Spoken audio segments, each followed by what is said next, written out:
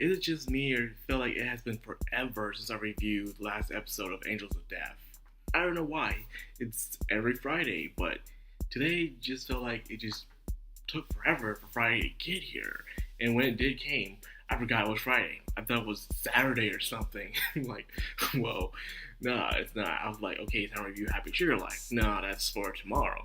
We're here for Angels of Death, which I'm very intrigued about in this episode. Like, seriously, this was a very mind-blowing episode for me.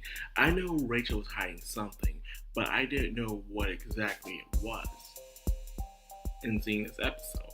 And it's really nice to see her face, from a numbing face to a worried face to a depressed face. It seems like the only emotion she can show so far in this series is negative emotions, negative expressions, to be more precise. Anyways, having Zach slowly help discover her dirty little secrets.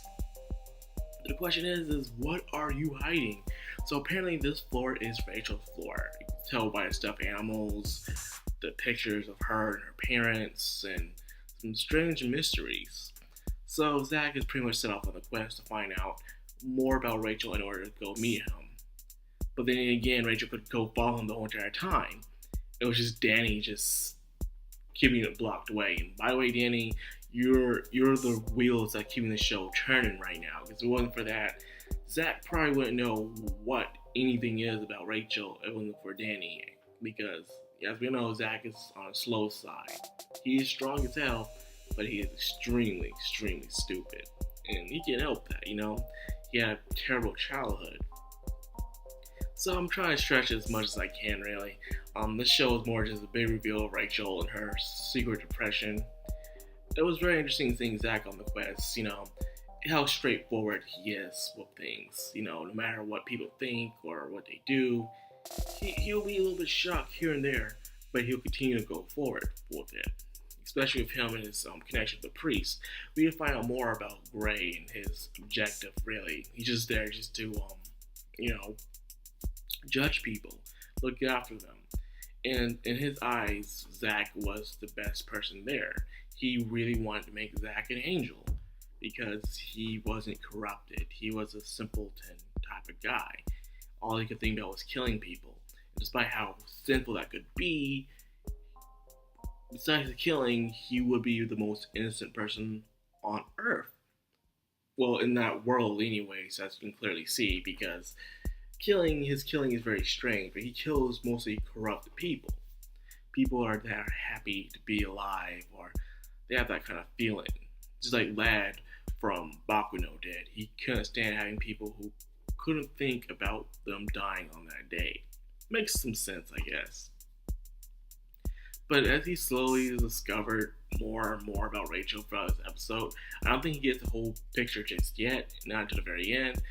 But just seeing Rachel's face, it's just watching her slowly crumble.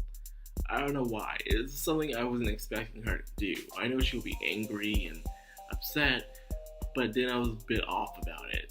I was like, okay, we get it. You're shocked. And now it's like you're disappointing your God. As from the episodes from before, Rachel admitted that Zach is her God. So seeing someone like Zach discover your dirty little secrets, find out you're not the person you claim to be, or you're hiding it from them, is not a good sight for her. So she's trying her best to make Zach not discover anything but a shoelace. Truth will set you free.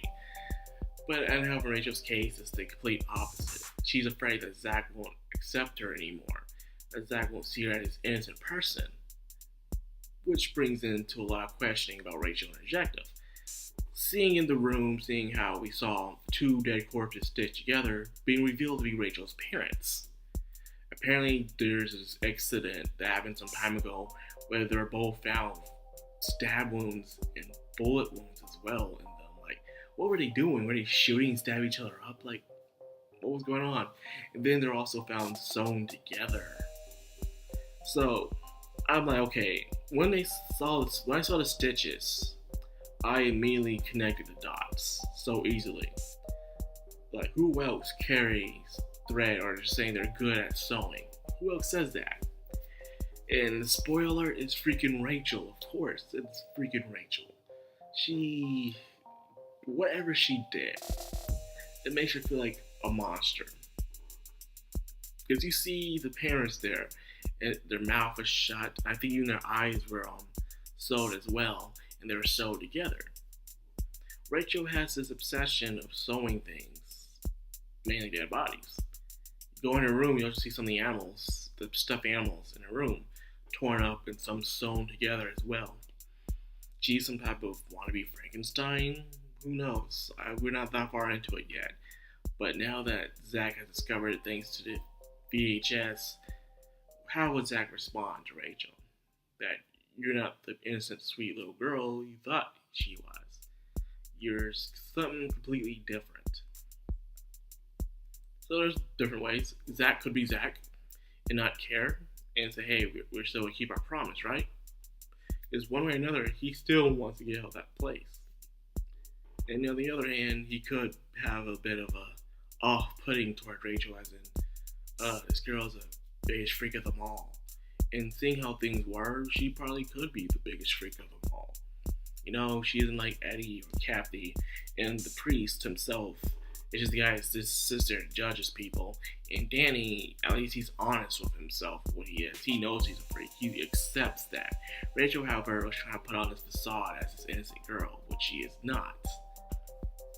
So I have that being said, not much really did happen in this episode, you know? It does feel like it's starting to lag a bit again, which really sucks. Because I feel like the episode was really progressing. It was just about Rachel and how she was being on trial and stuff, you know, being observed by the priest. But now I feel like it's being dragged out a bit. It's interesting to have this nice reveal, but that's all I really got from this episode, was her big reveal that she saw her parents up. They were found shot and killed and stuff together. And that's all I really got from this, which I was kind of disappointed. I was hoping for more, but then again, we do have 4 more episodes left to go, so I'm looking forward to that at least, to say. So, despite other shows ending today, and so on and so forth this week, Angels of Death will continue on until even the fall season of anime. Since being a fall season, I am definitely looking forward to seeing what comes out. I do know what's coming out, by the way. I'm looking forward to talking about it, that is. So, yeah, there's that. Sorry this video is short and all. It's not much to really talk about in this episode. It was just one big discovery, and that was it. So, that's what I have to say, man. So, if you like this video, please leave a like, comment, subscribe, and of course, hit the bell icon so you get updated every time I upload. This has been Madcrownxox, and I'm signing out. Have a good one.